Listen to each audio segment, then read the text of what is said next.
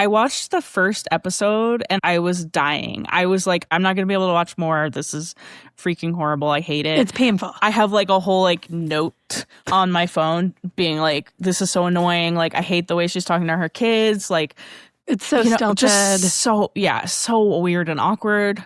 And then she kind of won me over on the second episode. The second episode, she has when she has her friend, her like gay beauty influencer friend come on. Yes, a man. Yes. A gay, and suddenly he's she like has a chemistry gay with Southeast somebody. Asian makeup artist. And they like really won me over. Cause it's hard to be a person with a body these days when bonkers TikTok diets are all the rage. And why are the seats so You are listening to Burnt Toast. I'm Virginia Soul-Smith. And I'm Corinne Fay. Today we're going to talk about Hosted by Nabela Noor, a new show on Tubi by beauty lifestyle influencer Nabela Noor. This part of the episode is free for everyone to listen to. And then stay tuned for our new bonus segment, Indulgence Gospel. This week we're discussing Yesteryear, the debut novel by Carol Claire Burke. It's a book about a time-traveling trad wife, and it's causing quite a stir online. And we'll also talk about what we're reading. Indulgence Gospel segments are a perk for paid subscribers. If that's not you, click the link in your episode description or go to burnttoastpodcast.com to join us. Okay, I might be the only person excited for our main segment today, including the listeners.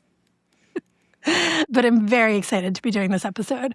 Corinne, how familiar are you with Nabela Noor? Well, I'm a lot more familiar with her today than I was last week. I basically only know about her from you, but I now have watched half of her Tubi show. That's dedication. So when I first wrote about her in that essay about home influencers a few years ago, was that like the first time she came on your radar? I'm trying to remember. I mean, it must have been. It was definitely something you wrote or something we talked about, because she also had that kids book, right? Oh, yes, that makes sense. Yeah. So for anyone who doesn't know Nabela, she started as a YouTuber, a beauty influencer on YouTube, and then expanded into general lifestyle influencing. She's huge on TikTok. She's huge on Instagram. I forget how many millions of followers she has, but there are a lot, despite a lot of people I know having never heard of her. What has made her stand out as an influencer is that she is Bangladeshi, and for a long time she was plus-sized. And the fact that she was like a beauty influencer who was brown and fat was not representation you saw a lot of. And so she really, early in her career, leaned into the body positivity stuff. I first heard of her when her children's book came out, Beautifully Me, and I interviewed her for Parents Magazine. And I still think it's a great body positive kids book. Like, it's really thoughtfully done. That's cool. Yeah, and it's like about a little girl who's in a bigger body, and she's watching all the grown-ups around her diet, and she's wondering why they can't be okay with themselves the way they are. And it has a really positive message. And I remember being like, oh, this is more than I expected from someone who presents as very much like just about aesthetics and at the time like beauty stuff. She's also dabbled in politics. I'm sure you remember her speech at the 2024 Democratic National Convention, Corinne. Of course, who could forget? She did a talk about infertility, which is something she struggled with, and I think arguing for Kamala Harris as the pro-choice candidate to support access to infertility treatments. She's also been very outspoken about anti-Muslim racism, anti-Asian racism, all that kind of stuff, which makes sense. But mostly, I am obsessed with her giant all-white house. It's quite a house. It's quite a house. It's literally an English manor located in York, Pennsylvania. Are you obsessed with it in the sense that, like, you would like a house like that? No. In what sense are you obsessed with it?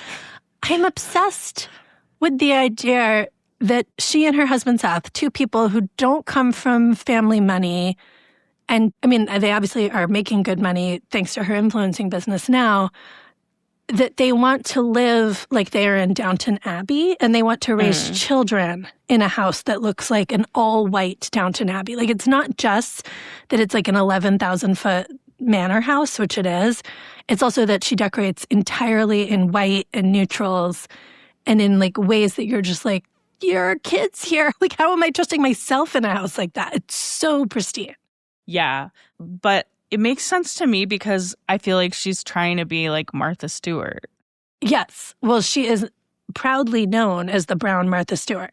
Yeah, so of course she wants to live in like a mansion. Yeah. I was very curious to see like how much that house cost. Ooh, tell. 1.7 million. That's it? See, this is where I'm like, this is interesting because I feel like it's because it's in like central Pennsylvania. Yeah, for sure. So For yeah, sure. it's 1.7 million, but 1.7 million for 11,000 square feet, like Yeah.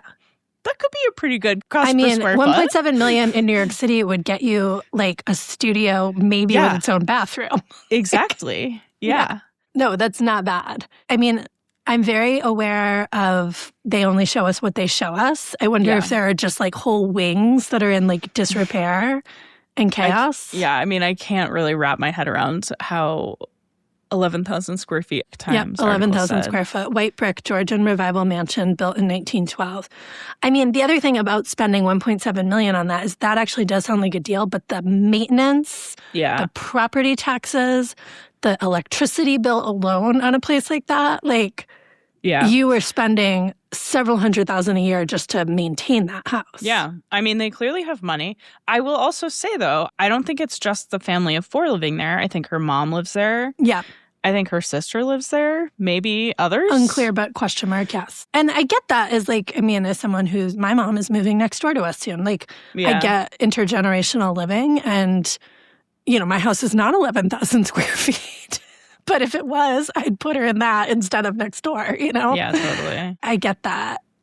And I think on the Brown Martha Stewart thing, I mean, she definitely like owns that as a badge of honor. Yeah. And I think it is interesting because an English manor house is peak colonialism, right? Like it was white people built those with the money they made, like stripping South Asia of its resources. This was peak British Empire. And so for, you know, a South Asian woman to own that and claim that for herself is pretty interesting, I think. Yeah, I think in a lot of ways it's like the dream, you know? Her parents immigrated here and then she's become wealthy enough to be buying like a huge, beautiful mansion. It is also a trend in home influencer culture in general, though, for the houses to get bigger and bigger. And that's what I wrote about in that piece a few years ago. The other one I talk about all the time is Julia Markham of Chris Loves Julia. Their first home they renovated was like a tiny little ranch house, and it got bigger and bigger. And the house they live in now in North Carolina is very much also an English estate feel. And she talks quite openly about wanting it to feel like they live in an English estate. And I think for Americans to be cosplaying British colonialism is a vibe. It definitely hits different when it's white Mormon Julia Markham versus Bangladeshi Nabela Noor. It's an interesting, like, this is what we're aspiring to. Before we get to the show, I want to talk about Nabela's glow up and weight loss journey because that really led to the show happening. So I think it's important. And the other thing I want to say on the whole Brown Martha Stewart thing is I did appreciate in an interview with People magazine that talked about how she's, you know, been accused of showing a white girl lifestyle. Like, why isn't she decorating her house in a more like traditional Bangladeshi style? And she's like, Martha isn't asked to be the voice of all white women. Why are you making me the voice of all brown women? And I think that point is very fair. So just wanted to say that. Okay, so the weight loss piece. Nabela is very public right now. Trigger warning for numbers, but they're all over her Instagram. So if you look at her, you can't avoid it. She's very proud of having lost over 60 pounds in the last year or two. She denies that there's any GLP-1 usage involved. She says it's all Pilates and protein is how she's done this. And, you know, her body belongs to her. We're here for people to make their own choices. But it is one of those moments of you used to have a very pro body positivity, proud to be a fat girl message, and now you're really proud of being smaller. Yeah. I wasn't familiar with her before she lost weight, so can't say I've been following this. I feel like she still comes across as kind of like a mid-size person. Yeah, she's mid-size queen territory. I think she identifies as a size 12 now. We also watched a reel kind of about her changing body. And like, I don't know, on the one hand, like, I'm not here for like tips on how to dress more flattering. On the other hand, like, there was something I sort of appreciated about her being like, I have an apron belly, you know? Mm-hmm. She definitely has like a unique perspective. Yes. I also, as always, when a famous person undergoes this kind of transformation, like the amount of scrutiny and hate she lived with online as a visible fat person and a visible brown fat person was so intense. It's not surprising that it feels safer to be a public figure in a smaller body. I definitely have empathy for that. I can understand if some fans feel disappointed. I think that emotional response is valid anytime you see someone who, kind of offered you one perspective and now that's changing. And some of that stuff in the reel about dressing her changing body, she talks about wearing sweaters over her shoulders because she likes how the sleeves hang down and hide her belly. And those kinds of tips, it's like, oh, you're still in it. You're still in it. Like, you've had this transformation and you're still feeling this insecure. Yeah. And like, you need to be covered up. Like on the show, I noticed as well, her costuming on the show, they put her in a lot of like big prairie dresses, like big sweaters. She's hiding quite a lot. And I get it, Like, it's fair. But it's a little sad to see for someone who's reaching the peak of her fame, if a Tubi show is the peak of one's fame. Fair question. Yeah. Only time can tell. Let's talk about the show. I wanted to just add one thing to that, which is that when I was doing some Googling about her house, I came across her Reddit snark thread. Oh. And the picture on it, like avatar for the thread or whatever, I'm not sure if it's her or if it's like AI or something, but it's like a really like unflattering, fat, like brown woman face. It feels really like nasty. So I was just like, I'm sure I would also be feeling a lot of weight loss pressure if that existed, You know what? I think the photo is from like when they do makeup tutorials and influencers show their unmade up face from them because like the way her hair's up. Okay. And I'm guessing they did a still from a video where they caught her maybe at the most unflattering angle with no makeup. Yeah, I'll say as someone not super familiar with her or her content, I didn't recognize her. It's not recognizable. Yeah. It's weird that this is a community that has like an extensive list of rules, like no snarking on children, no doxing, be civil, no snark based on religion, etc.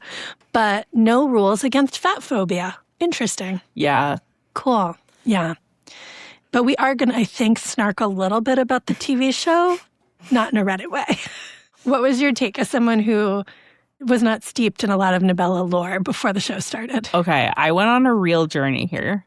So I'm so excited. I watched the first episode and I was dying. I was like, I'm not going to be able to watch more. This is freaking horrible. I hate it. It's painful. I have like a whole like note on my phone being like, this is so annoying. Like, I hate the way she's talking to her kids. Like, it's so stilted. Just so weird and awkward.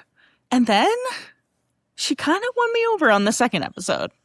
The second episode she has when she has her friend, her like gay beauty influencer friend come on. Yes, a man. Yes. A gay, and suddenly she has like chemistry gay with Southeast somebody. Asian makeup artist. Yes. Yeah, and they like really won me over. And then I was like, okay, they're making like pani puri or something and like putting it in like tortilla chips. I don't know. I just like, I was kind of charmed. So then I kept watching. I got to episode 4 where she has a guest named Zarifa on. Yeah. Who is, I guess she is like also a beauty influencer. Wellness influencer, I would say more. Beauty and wellness. Yeah, it's very diety. I feel like it's coming all from Zarifa. It definitely comes across as Nabela is like kind of like sucking up to this person or like looks up to her. I don't know, is sort of like, I don't know how to describe that relationship. There's a fawning element. Yeah, fawning. Yeah. Zarifa, just to give a few examples from that episode, tells Nabela that she has such a sweet tooth that her favorite thing to do is warm a date on the stove and eat that as a sweet treat. And she also makes a warm smoothie, which is a concept I cannot. It's just soup It's just a soup that you're drinking. It's not soup, Virginia. Like, what is a warm smoothie We need to about? talk more about this. Okay, first of all, I have no problem with a person eating a date. But she also says dates are amazing for your glucose. It's like, how would you know? She also says ice shuts down your metabolism. So that's why we're making this smoothie without ice. So yeah, if you didn't know, ice shuts down your metabolism. Shuts it right down. We just stop. The smoothie ingredients are, this is for 2 people, 20 ounces of water, a bunch of dates, vanilla bean protein powder, mineral salt, a half cup of oatmeal, a half cup of pumpkin seeds. So you're basically making oat milk. It's oat milk. It's unstrained oat milk. Oh, that sounds so bad. I didn't realize how much water was in it. Yeah, and they're just like, they're like obsessed with it. They're like, this is so amazing. Much. Yeah. And she calls pumpkin seeds a woman's best friend. Right, yes. For like hormones. Reasons. For hormones. That were unclear to me. Mm-hmm. I mean, there's so much like pseudoscience and woo-woo wellness stuff in that conversation. And yeah, I'm with you. Like, if you like dates, that's great. But she specifically warms the date for her treat because she doesn't keep any white sugar in her house. Right. And she wants you to use date syrup instead of maple syrup.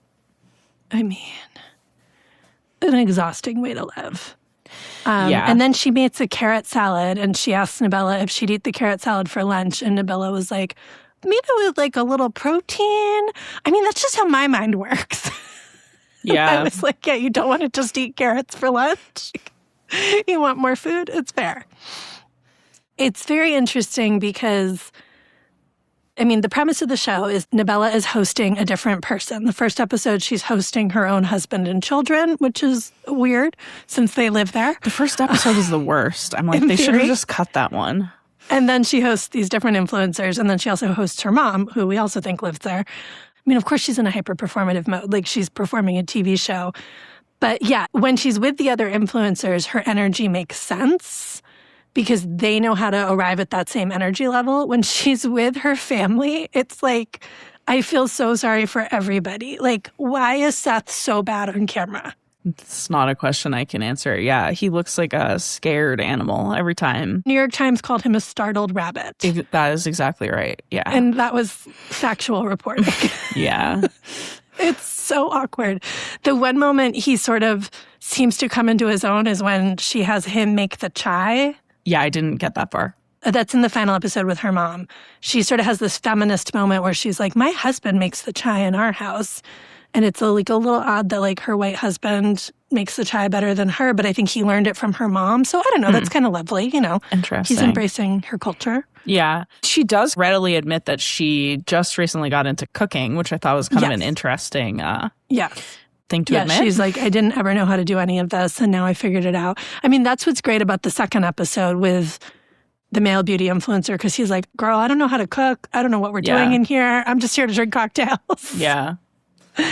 Like, he has no idea what's going on. So their energy is really fun. I also thought the pacing of the show, even with the better guests, was glacial. Yeah. Like, it was really interesting. Like, she comes from YouTube and TikTok, which is all like fast cuts. And I usually find like way too aggressive. Mm-hmm. And then this show, I was like, who is the audience for this show? Yeah. Because it's like PBS pacing. Like, so gentle. I was really struggling with that in the first episode. You're like watching her like cook stuff almost in real time. We're like watching you chop strawberries. Like every single strawberry. Right. Yeah. And like normal shows, they kind of like have it all done and you're just watching them put it together. But very strange. I also am just like, as soon as someone mentions chargers, I'm just like, no. I'm out. Charger plates? Like, I'm never going to own a charger plate. What is it for? What does it charge? Decor. It doesn't charge your cell phone. I don't know why it's called a charger. And like, I'm never going to cut off half of a pear so that it can stick a name card in it. I'm just not. I don't want to do that. It seems wasteful and ugly to me. I mean, that's the Martha Stewart-ness that I find deeply entertaining. I am also never going to do it, and especially because she did it for lunch with her preschoolers. Her family, yeah. It was bizarre. But that's Martha Stewart, right? Who's like, here's this completely over the top, like, I'm just having a casual party and I'm serving an entire, like, ham leg that's like decorated in this elaborate way. Like, but at least a ham leg is delicious. Like, I know, a name card in a pear. I mean, that's peak Martha. There's probably a Martha Stewart Living article about how to do pear named cards. In fact, many of them. Yeah. So I sort of enjoyed the absurdity of that because I was like, I think this is what she really likes. I think she likes these like obsessive little details. Like there's another part where she's like showing how she like fakes calligraphy when she writes the names. Mm-hmm.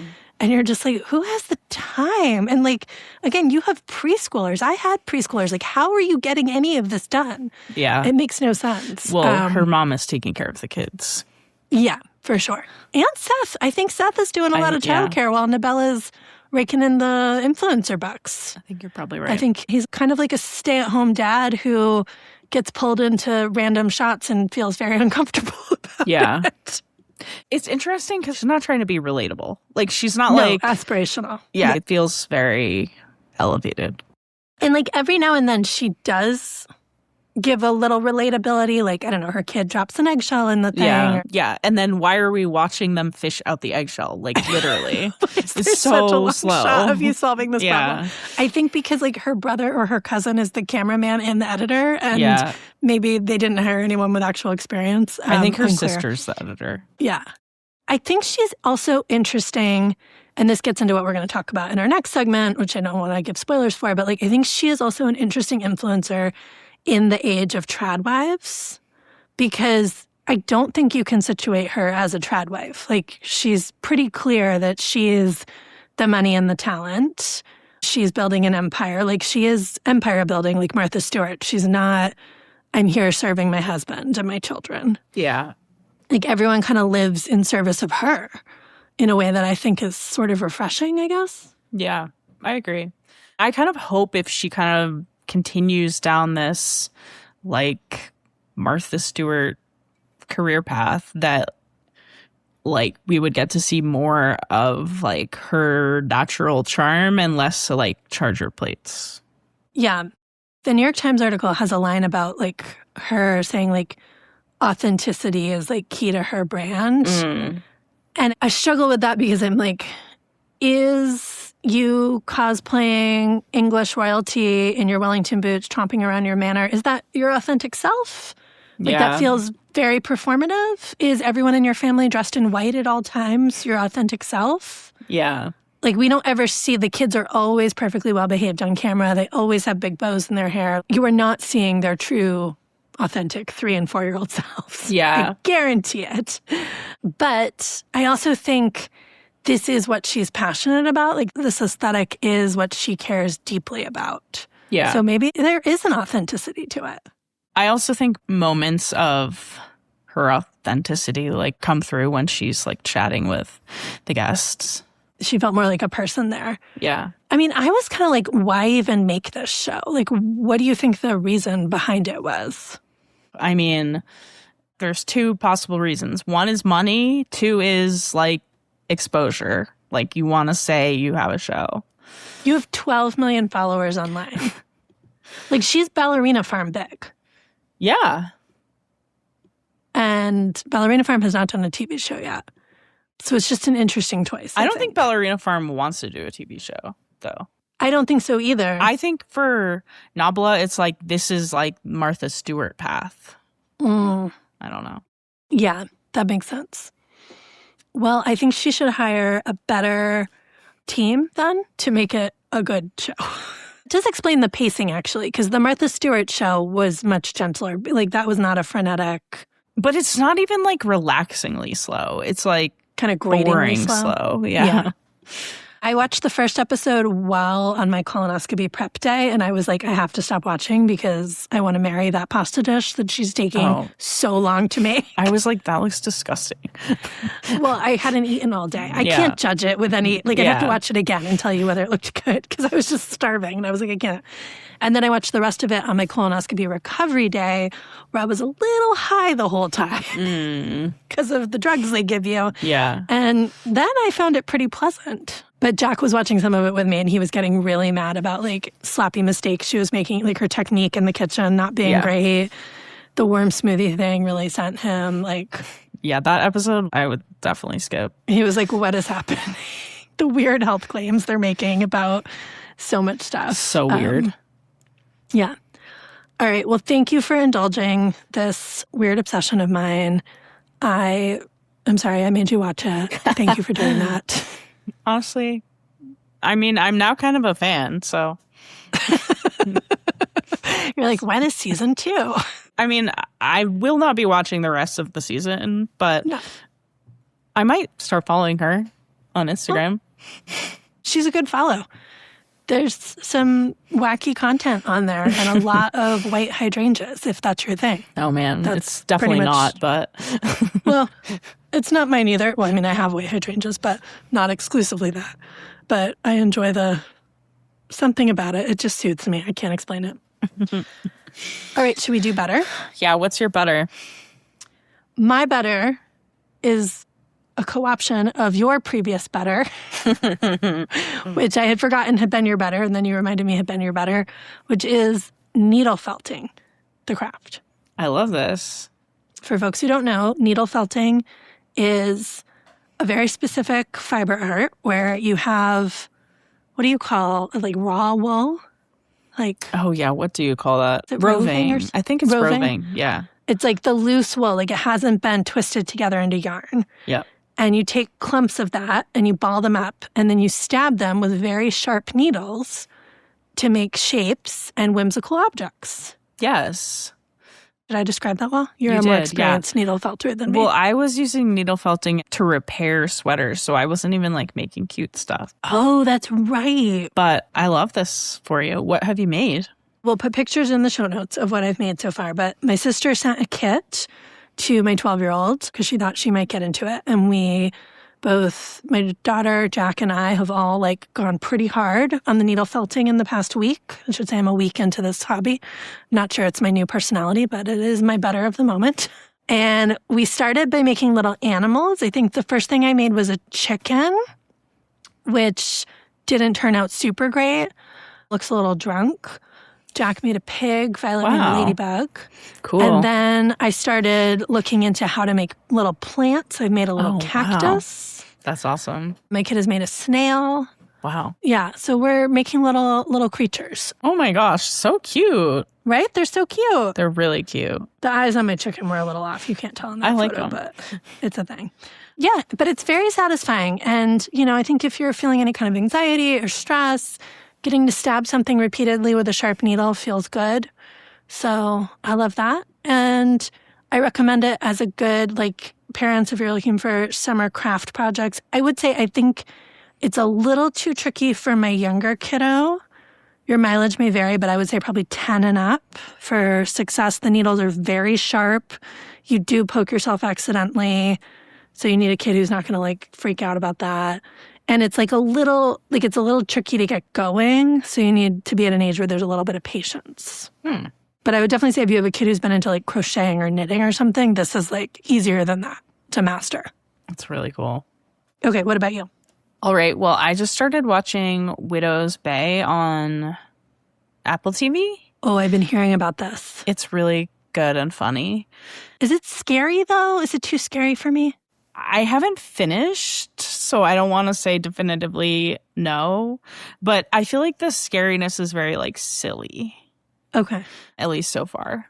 The lead actor is Matthew Rhys, who I think is, like, so good and funny.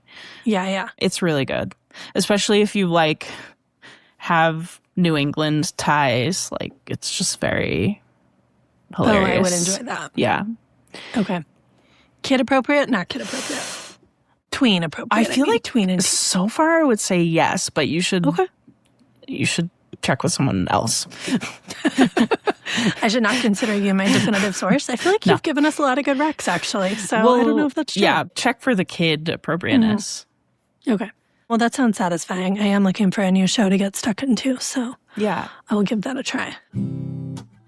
Okay, next up we have Indulgence Gospel, our new bonus segment for paid subscribers. This is where we get a little more unfiltered. You're going to get hot takes, you're going to get personal updates. It's a whole mix.